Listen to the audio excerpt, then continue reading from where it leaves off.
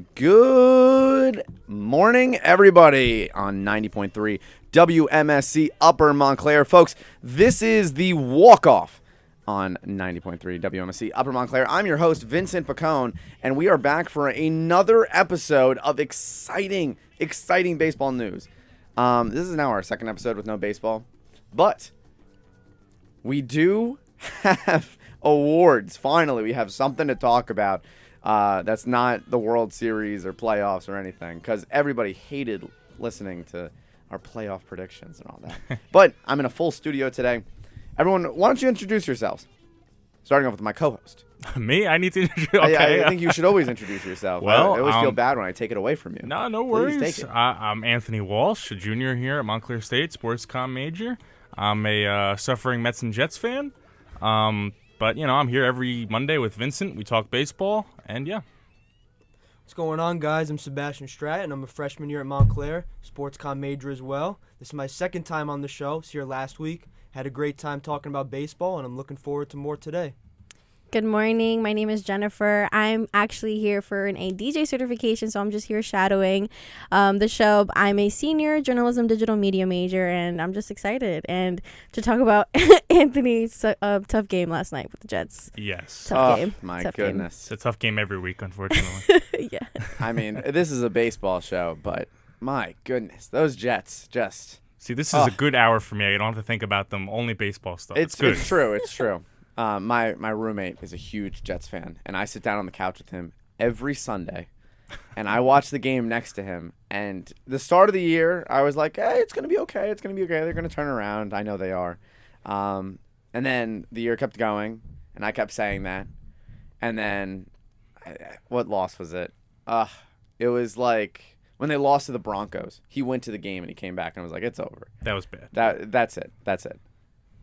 But as we were saying earlier, this is a baseball show. We got a lot of baseball to talk about. First and foremost, we will be talking about the All-MLB first and second team this year. Some exciting picks that we're going to get into. I really like the picks.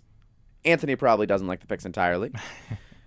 And we're going to see what everybody else thinks about it. Then we'll be talking a little bit about free agent and trade news, mixing it up into 1 and 2. And then after that, we're going to be playing a little bit of a game, as I always love to play.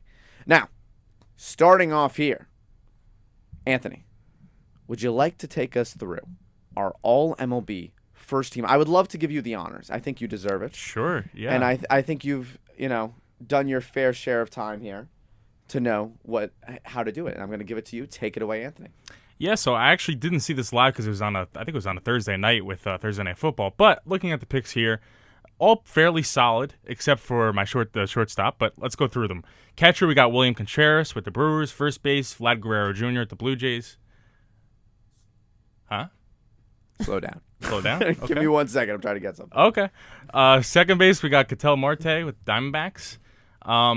Shortstop, Bobby Witt. That's where my point of contention comes to. I don't know about you. You think Gio, think Lindor should have been on the first team? Man, I don't know. I think when you have a guy such as Bobby Witt, the season he had propelling the Royals, hitting over 330, remarkable shortstop, making those plays, I think it's definitely close, but I think I'd give Witt the edge. Okay. Well, then when we move on to third base, we got Jose Ramirez with the Guardians. Outfield, we got your Yankees, Aaron Judge, and we got Juan Soto, Mookie Betts. Obviously, DH, Shohei Ohtani. Who else would it be? Starting pitcher, Chris Sale, who I don't think any of us thought would be on this list again. Had an amazing season. Tariq Skubal, the Tigers. Probably the first Tiger on this list in a while. Good for him. Paul Skeens, of course. Amazing season. Zach Wheeler. Vincent's Phillies over there. Corbin Burns.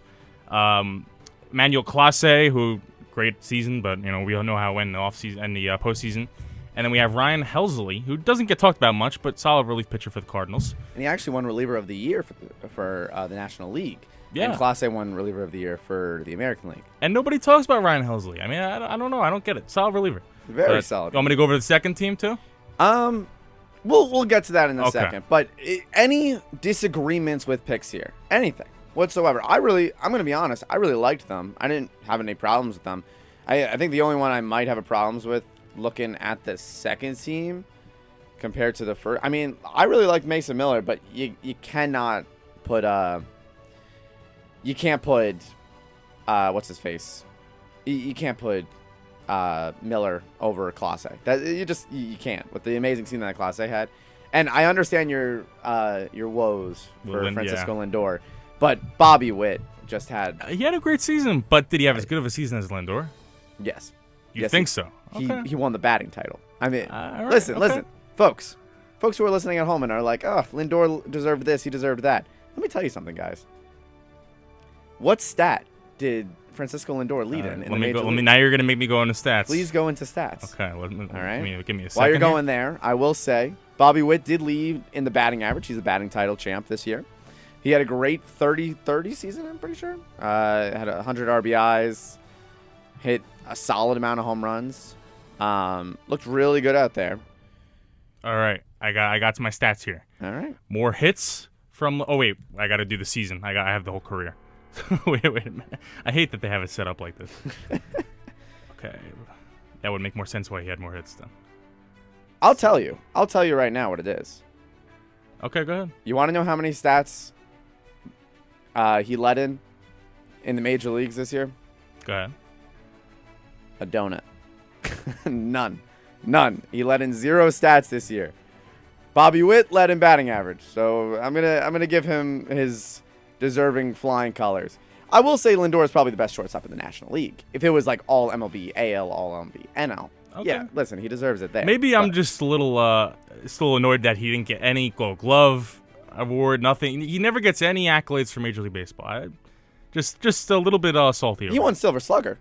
Yeah, but that's it though. Yeah. No. I understand that. But Bobby Witt, I mean, my goodness. Very good season. I just want to see Lindor. What a season from him. Also, someone that you got to give shout out to is Vladimir Guerrero Jr.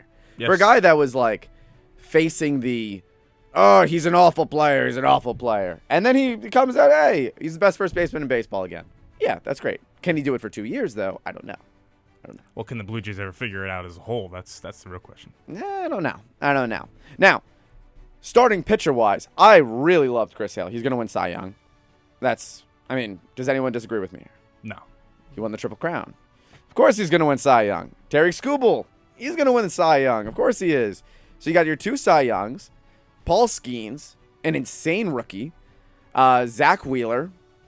I mean, he does what Wheeler does usually, which is dominate. And then Corbin Burns. Corbin Burns, I thought, had a little bit of a shaky time, but, you can't deny the stats whatsoever.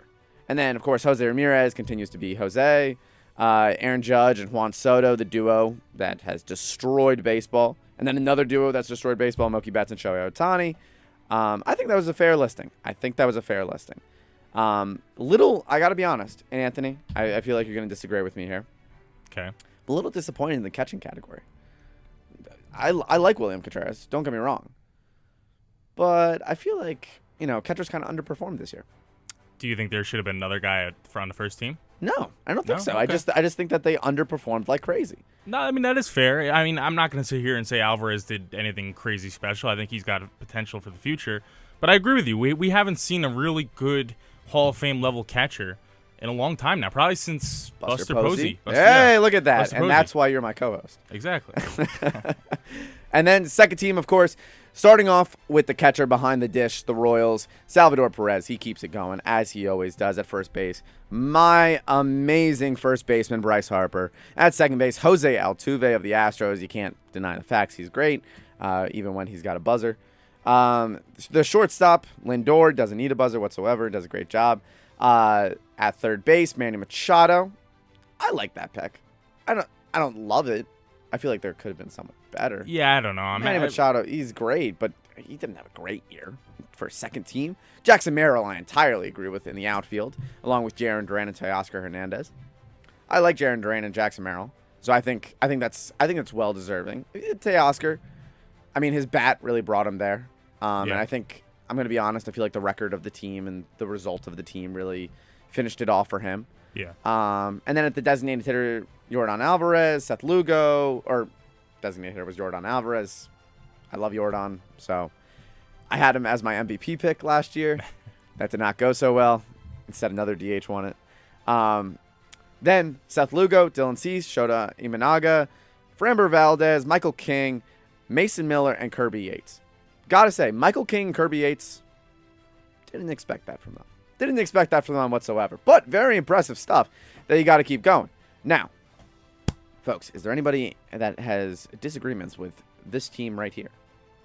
I mean, yeah, I think Kirby Yates. I mean, he had a fine year, but I guess it goes to show you there's not many great relievers. There's not many to choose from. So that would be my only kind of disagreement. But what do you guys think? I think I agree with everything on this list. I agree, but I don't agree with Kirby Yates as well. If I were to give it, I'm going to give it to my guy from the Yankees, Tim Hill. He was unbelievable. I think he had a rebound this year. He had a 2.3 ERA. He was the backbone of the Yankee bullpen. He pitched in high leverage situations, which shows a lot. I mean, the Yankees were a team that were in contention often. Should have been used in Game 1 of the World Series, but that's a topic for another day. But again, Tim Hill, he was dominant. He got the ground balls. He was brought in, such as a situation, first and second no out. He would get that ground ball double play. So, might be a little bit biased, but I think I would put Tim Hill over Kirby Yates. Actually, looking at that, Kirby Yates did have a solid year. No, he did have a solid year. He kind of filled that. Who'd they lose? Who'd they lose last year? They had a dominant reliever. I can't remember, but he filled the role perfectly for them. I think Tim Hill's a good pick too. I think someone in the Dodgers bullpen could have. I thought Blake Trinan did really good. Yeah, because I mean, Trinan looked really good, but he didn't have many high leverage innings, so that with the Rangers. So maybe a Dodger reliever could have gotten over him. We'll have to see in the future, really how this plays out. But I mean, Kirby Yates has been doing it for a long time. I mean, also like, I find it interesting that a team with a losing record can have a reliever of the year, because I mean, the fact of the matter is, listen, you can have a great starting performance, and your team can be awful because, like Jacob deGrom, like you can have the lowest ERA and still have a 9-9 record because your team can't score. But if you're a reliever and you're coming in and either you're not winning or you're winning by a large margin, I feel like reliever of the year should go to winning teams. Yeah, I mean, in my eyes, I mean, Emmanuel Clase, like the entire Guardians bullpen was able to shut the door. That's what they were so good at during the regular season. Take away the postseason, of course. And then, I mean, Ryan Heasley he's been doing it for a couple of years now. He's been the guy that just locks the door, slams it, locks it 4 times for the Cardinals. I think it's very interesting. But we'll have to see. And I bet all of our friends at home are annoyed about the awards ceremony music that's been playing behind us for the last 10 minutes now. So lower that, and we will continue our show in just a moment, as when we come back from a quick song break, we will be talking about some free agent news. Anthony's got some predictions. I've got some predictions of what we're going to be talking about, but that is all when we come back in just a minute. So, folks, don't go anywhere unless you'd like to. That's all good. But you folks all make me so happy that you're listening. Here comes the money. Here we go. Money talk. Here comes the money. Money, money, money, money. Oh, it is so right, as the money is coming to some big free agents in the MLB this offseason. We get to see how it works out for them. And here on 90.3 WMSC Upper Montclair on the Walkoff, we'll be talking about it right now as we are back from commercial break. I'm your host, Vincent McCone, and I'm in a big room of people, which I will introduce now so we can get started. Anthony Walsh, my amazing co-host, Sebastian, and Jennifer are here, and we are talking a lot about baseball. So, free agent news is here. It's exciting. It's finally back. Everything that everybody wants to see in baseball season is finally here. Hopefully, we get to see a little bit more of an exciting free agent market than we did in the last couple of years. But a lot of big stars, a lot of big names. Where will they go? We shall see. To start off with the big ones, Juan Soto has met with a couple teams over the past week. He's set to meet with the Yankees, correct, Sebastian? Yep. He's today, right? Mm-hmm. He's set to meet with the Yankees today, later today. And he met with the Mets correct? Yeah, the other day he met with the Mets. He met with the Mets. He met with the Red Sox, who gave him a 3-hour presentation. I could tell you something. I've sit through 3-hour classes before. If they were having a 3-hour class about why I should join that class, I'd leave. I'd probably fall asleep. I'd use that as like melatonin. Good night. That would be it. But I guess Boston giving you a 3-hour presentation of why you should get paid by me, that's probably a If different that class story. is going to offer you hundreds of millions of dollars, Do you think that 3-hour class will change his mind whatsoever? No. Ah, so sad. You want to know? I find it really funny that the people that came out and said Soto was incredibly impressed by the Red Sox 3-hour-long presentation was Massachusetts. Like the Massachusetts Times or whatever came out and said it. Or I know the New England Sports Network came out and said it. Nesson came out and said it too. It's like, all right, guys. It's one thing if like Los Angeles is like, whoa, they were really impressed. I know that they were really impressed, but I mean, it's the same thing as if us as New Jerseyans were to say like, well, you want to know what? New Jersey has the best highways in the world, and I know that because they were so amazing today. Best highways in the world. Obviously not. Obviously not. No. But he said to me with the Yankees, I heard the Mets offered him upwards of $660 million. Could be. Yeah. I mean, I'm not sure if that's true or not, but I wouldn't put it past Steve Cohen for sure. I would not put it past him whatsoever. And you can imagine if they do get Soto, there is no more reunion with Pete Alonso. But Cool with me. okay, yikes. Quickly to go over some Juan Soto news because we are going to be talking about him every week, which is fine by me, but I don't want to take up 30 minutes of our lovely, lovely listeners' time talking about one player. Well, what do we think about these 3 presentations? He talked to the Red Sox. He's talked to the Mets. He's going to talk to the Yankees today. What do we think? I think it's going to come down to the Mets, the Yankees, Dodgers. Maybe the Giants is kind of a dark horse candidate. I doubt it, though. It's going to be Mets, Yankees, Dodgers. And I really don't think these presentations are going to have a whole lot of effect other than if they make a money offer. It's just going to come down to who offers the most money. And I think it's really going to be a bidding war between Steinbrenner and Cohen. I think that's really – and the Dodgers, too, but mainly Steinbrenner and Cohen. That's what we heard from Pat Ragazzo last week. So yeah, it's just gonna come down to show me the money. That's what it comes down to. Show me the money. Sebastian, what about you? I mean, as a Yankees fan here, what do you think of this situation? I think in the end it's all going to circle back to the Yankees. I think he's going to end up signing with the Yankees.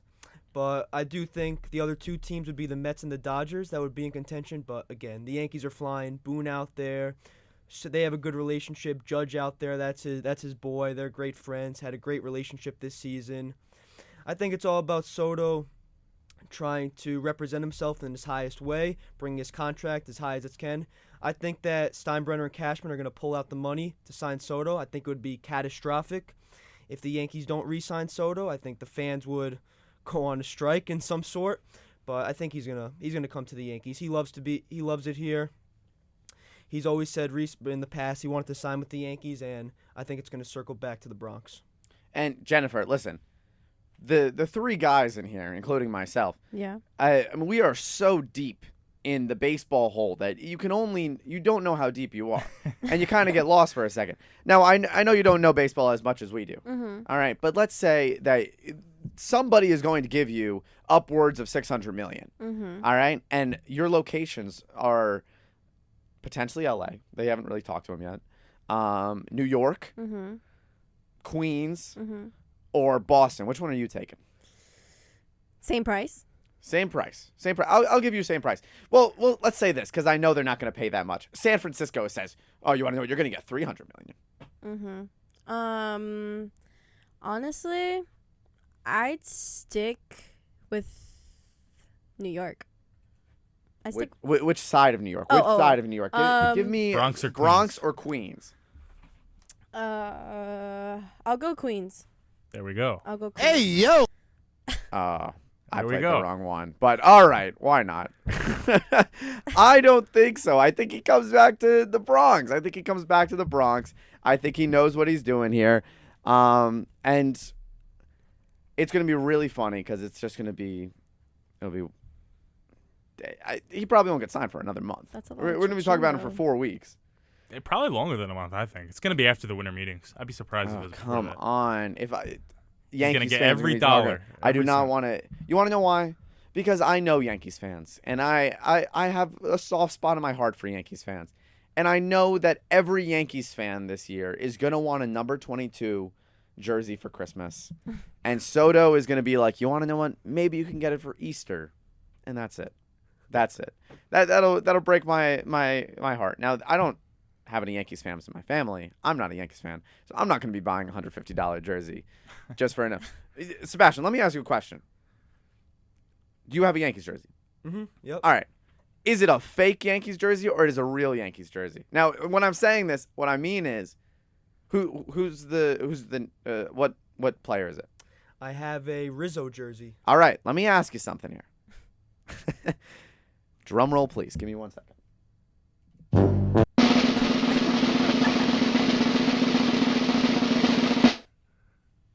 Sebastian, does it have Rizzo on the back? It does not, and it never should. Yes! Yes! Yes! People that walk into Yankee Stadium with like a Judge jersey says Judge on the back. Guys, come on. That's a fake jersey, and you know it.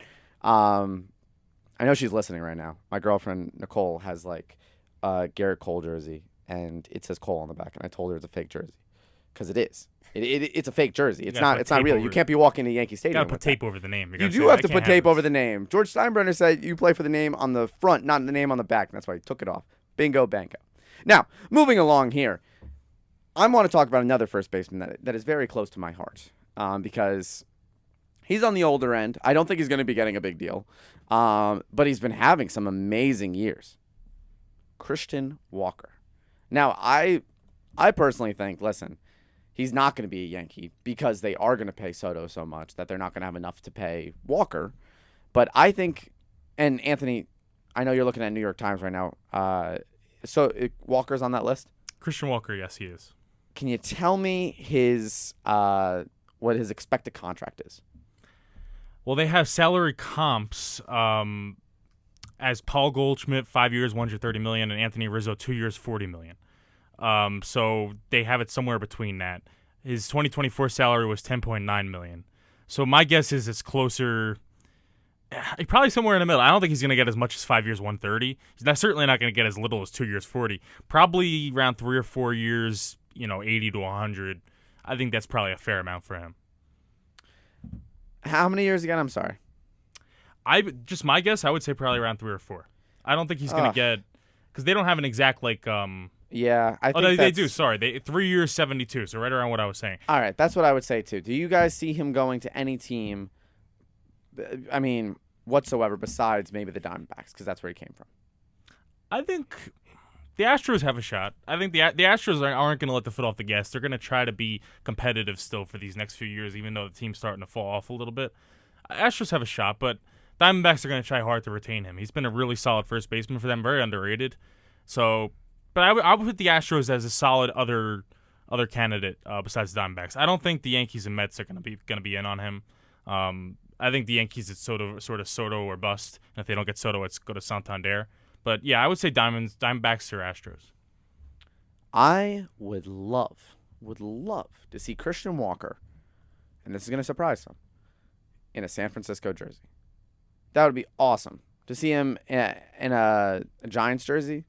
I think that would be cool. I don't think he'll sign there because it's a division rival of the Diamondbacks, and I don't think he would do that to the team. I also don't think they're going to offer him $72 million. No.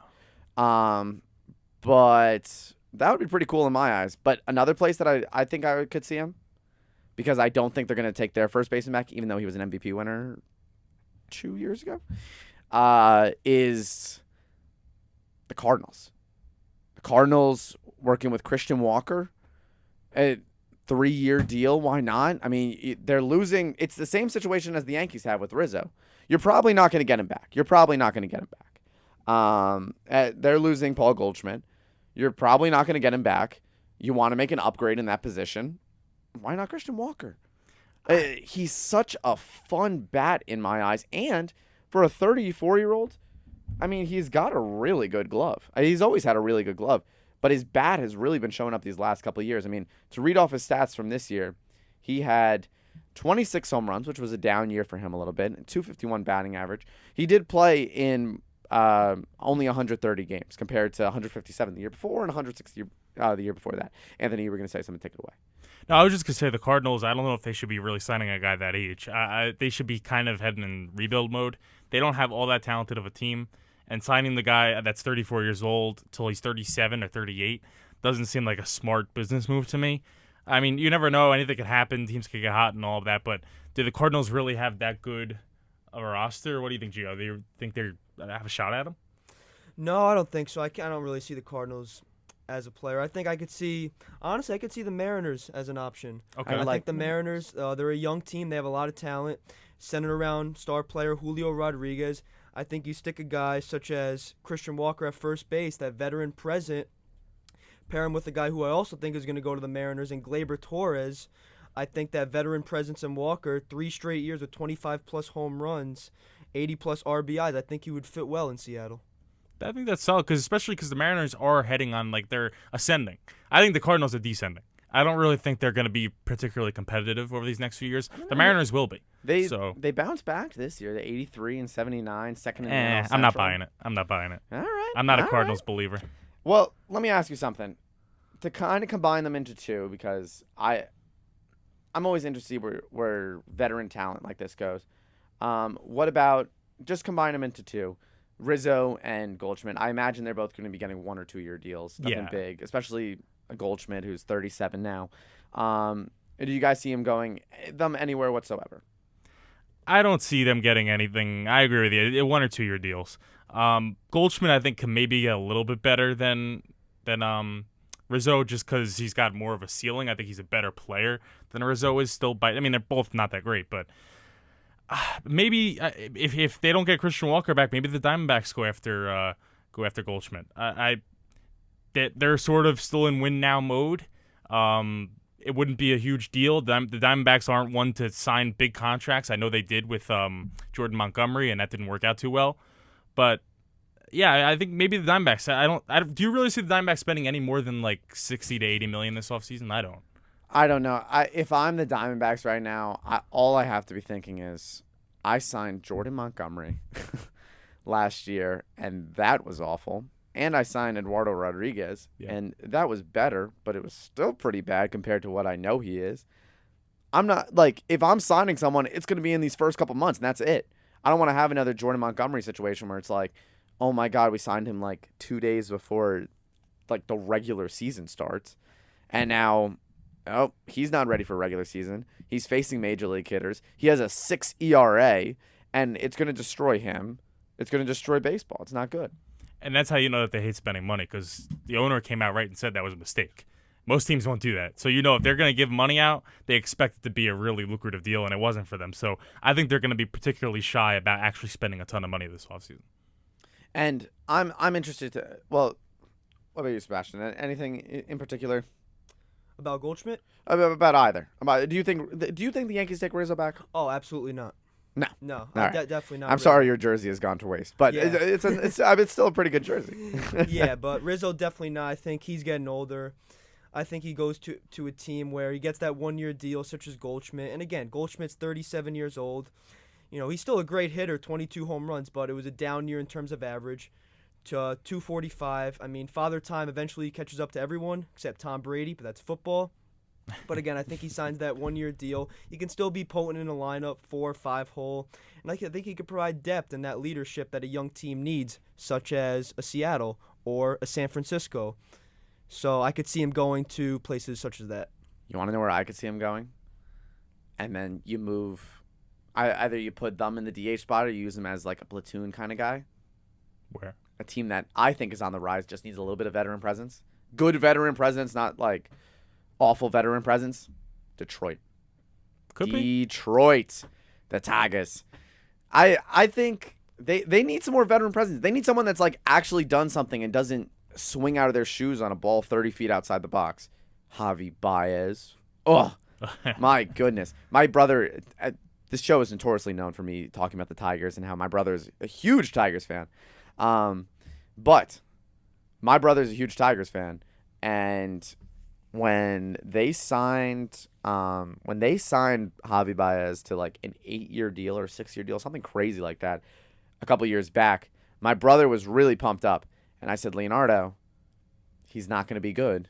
I guarantee. He's such an inconsistent player. Like, he had some good years with the Cubs, but then he was on the Mets, and that was Terrible. awful. Yeah. That's when they were booing the fans. Yep. Insane. You're probably not going to like this. My podcast production teacher is a huge Mets fan, Mm-hmm. but he says he doesn't like this team. He said when they were in the playoffs, I came in with my Phillies hat because I always do, and he was like, "Oh, we're gonna be angry at each other because I'm a Mets fan." I was like, "Oh, it's okay, like I understand," and he goes, "Well, if it makes you feel better, I'm not a fan of this Mets team," and I was like, Why? "Really? Why?" And he's like, I just don't like that they were booing the fans a couple of years ago. I can't get behind that whatsoever. We pay money to come see you. You guys should be performing at your best level, and then you start booing the fans.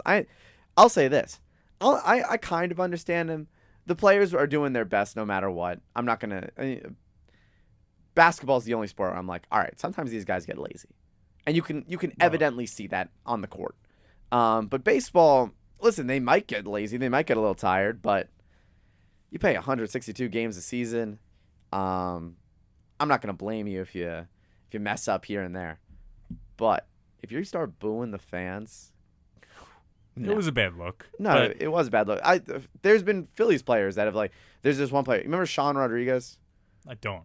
Oh my goodness, he was a platoon guy for the Pirates, and then the Phillies took him, and he had a walk-off home run against them walk-off home run for them in 2021, right before they got taken off, right? They took off. And he had a walk-off home run. He went back into the dugout, right? Goes to the clubhouse. Press comes up to him, and they go, "How do you feel about that?" He's like, "Oh, it's great, but Philly fans are so pretentious. They think they deserve everything in the world." And they're like, "All right, you just lost your job." He got DFA'd the next morning. Of course he did. That's how it should go. Anyways, back to we're getting off track here, and I apologize.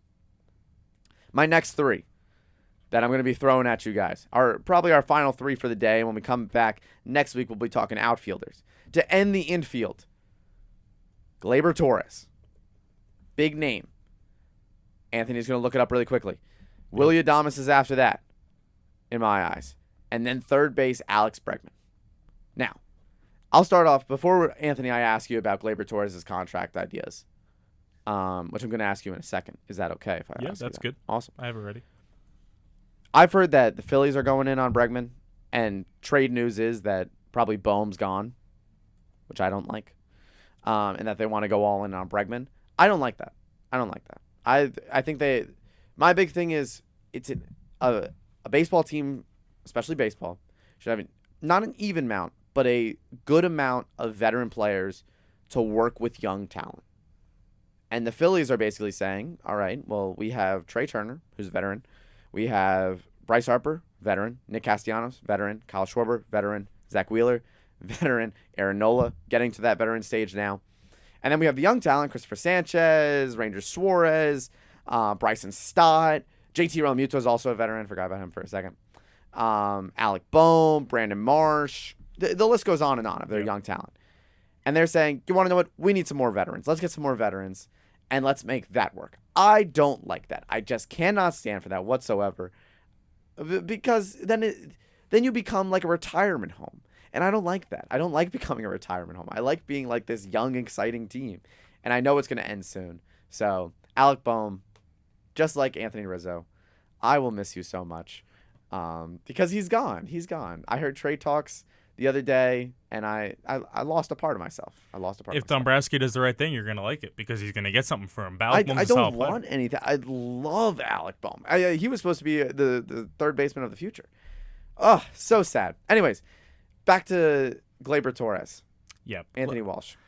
So they have his contract prediction at 4 years, $44 million, which I don't know if you guys really buy that, particularly you as a Yankee fan, Gio. I mean, do you really think he's going to get $44 million over 4 years? Has he played that well? No, I disagree. I think, if anything, he should get a 1 or 2 year deal. I mean, he had a down year, again, turned it up at the end of the season. Boone put him in the leadoff hole, hit close to 300. Played well defensively towards the end of the season, but I think this is going to be a prove-it year for Glaber. Yeah. And I think a team such as Seattle or Miami, where there's a void at second base, I think he could fit well there, especially, again, Miami and Seattle. They're young teams with young players, star players on the upcoming rise. I think he could fit well there as a veteran presence in the leadoff spot to set the tone for the rest of the lineup. Before we go on, some breaking news has come through. Just found this out. Not that crazy, but Astros are changing Minute Maid Park into Daikin Park coming in January 2025. Okay. Big news, big news, big news. Very I don't exciting. like that. I like Minute Maid. I'm sure we'll do the full hour next week. But yeah, I think that 4-year, $44 million is way overblown. I agree with you. But I think another team to look at, Blue Jays. Blue Jays don't really have a second baseman that you can look at and say that guy's a good player. That guy's gonna be there for a while. I mean, the ESPN depth chart has Will Wagner as the starting second baseman for them. So I think the Blue Jays could be kind of a dark horse team for them. He's only 27 years old. I look at it like that. I mean, he hasn't played particularly well. He had promise earlier in his career, has had a bad few years here. You could probably get him on a 2-year deal, which the second year would be like a club option, and the first year would be a prove-it deal, like you said. So I think he's kind of like if you're a team in the middle that's not going to spend a ton of money, which the Blue Jays aren't. I don't care about the Soto rumors. They're not getting Soto. So if you're kind of a team like that that's not going to spend a ton of money, Gleyber Torres might be something to try. He's if it does work out, he'll be with your team for a few years. He's only 27.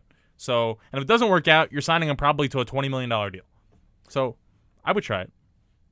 I'm interested to see where he goes. My pick is, and I mean, Sebastian, you said it earlier. Seattle. I like it. Why not? I mean, they have a good bat.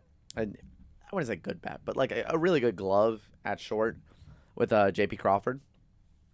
And I think if you have Gleyber to kind of add to that, that'd be really interesting in my eyes. Really interesting. I mean, this is a team that has the Platinum Glove winner in Cal Riley. They have some good starting pitching. They have some really good starting pitching, actually. I forgot about Logan Gilbert and who's their?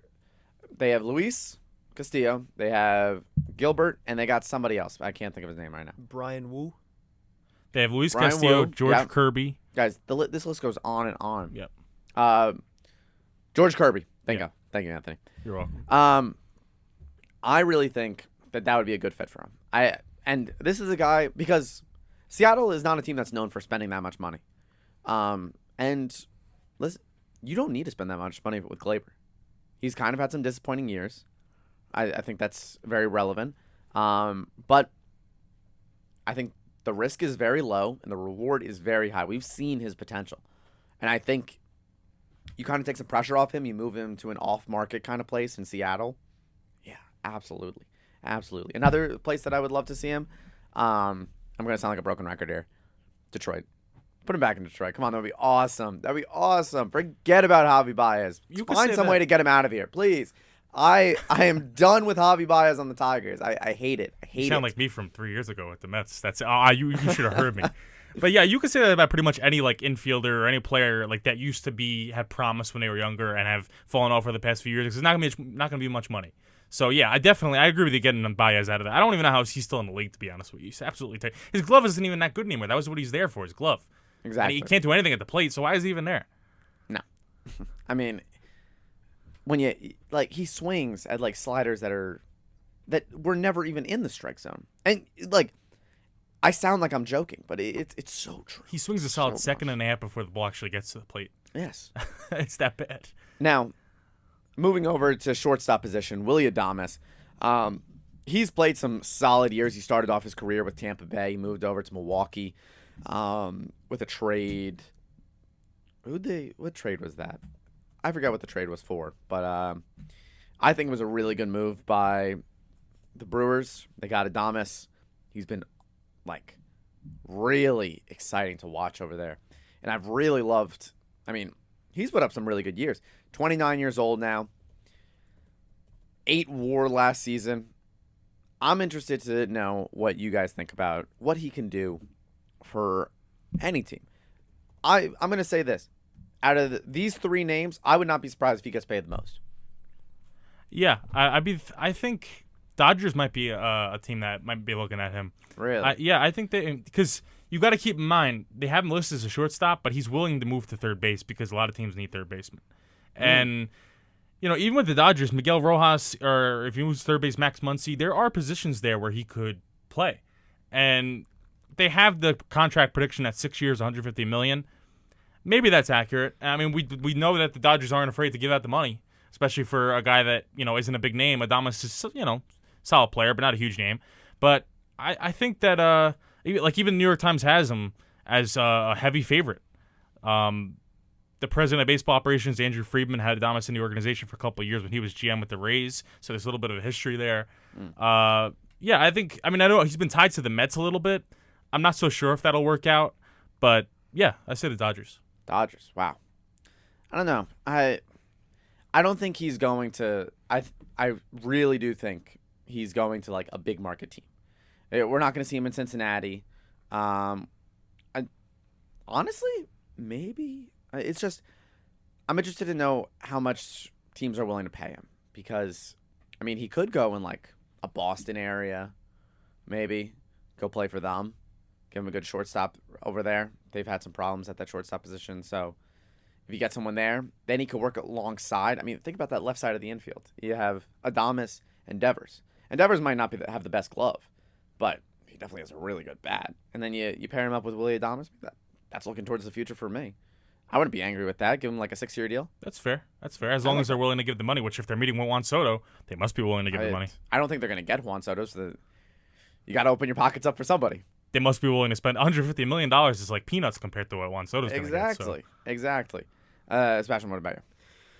I think so. He's been linked to the Dodgers, the Braves, few teams. I think he circles back to the Brewers. I really do. I think shortstop right now is Joey Ortiz. He's a good young talent. I've watched him play in the minor leagues, but he was unbelievable with the Brewers. Hit over 250. He's called it home. Over 100 RBIs, 20-plus stolen bases. I think he circles back to Milwaukee. They have a good young talent in Bryce Terang at second base, former first-round pick. I think those two can spark the middle infield for years to come. But if not, if we're talking strictly playing shortstop, I don't think he ends up in Los Angeles. I think Tommy Edmonds, the shortstop there. Again, he could move to third or second, especially if Gavin Lux, if his future's a little bit iffy. But I think he just circles back to Milwaukee. He's loved it there, hit over 250, 30-plus home runs. What more can you ask for? Great defender. I think he circles back to Milwaukee. I like it. I don't think that's a bad take whatsoever, Anthony. Yeah, it could happen. The question is Milwaukee willing to give the money? That would be my biggest question because I'm not convinced that they would. All right, and moving off to now our last and final person, quickly before our show comes to an abrupt end. Alex Bregman. He's 31 years old. He just won his first Gold Glove. He's been in the playoffs most of his career. If you need veteran presence, talk about somebody like Alex Bregman. Yeah, the New York Times has his contract prediction at 7 years, $185.5 million, which is a long contract for a 30-year-old. But I like him to go to maybe the Yankees. The Yankees, if they don't get Soto, they're going to need to make a couple big splashes. This could be one of them. They are. And I think if they don't get Soto, then that's when they move to a Christian Walker. That's when they move to Anthony Santander. Exactly. I don't think they're going to move to Santander, but I think they should. And yeah. I've heard rumors of Bregman going to the Phils. I don't really like that move for them. Again, I just said it. Just the veteran talent it's off the mark with the young talent. It doesn't make a lot of sense for me. And also they have Adam Miller coming up, which is another big third baseman prospect, which makes sense why they want to move Bohm. But I would like to see him in like a Yankees uniform. I really would. I think that's where he thrives.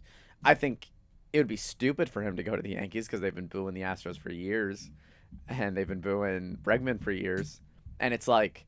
It's the same thing that happened with Jacoby Ellsbury. You're booing him for so long because he's on a rival team, and then you're like, oh, we're going to sign him, and then everything's back to normal. I don't like that. Sebastian, final take before we send this one off and running. Yeah, I don't think he ends up with the Yankees. I think the thing that's difficult when it comes to the Yankees is Aaron Boone has said that Jason Dominguez is going to be a big part of 2025. So if you look at it from that standard, and assuming they sign Soto, the outfield is Dominguez, Judge, and Soto.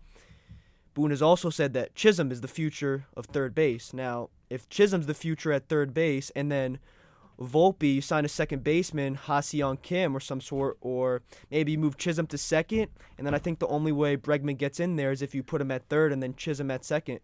But it's difficult to find a spot for Bregman when most of the infield, or all of the infield besides second base, is pretty much short up, and then first base. But that would, again, you would have to move Bregman to first base, which at this point in his career, I don't see happening. So I don't think he ends up with the Yankees. My computer has fallen. Well, we are going to send this one over. You have been listening to 90.3 WMSC Upper Montclair. This has been the Walkoff, and we have loved your company, and we hope to see you or hear from you next week. Have a good one.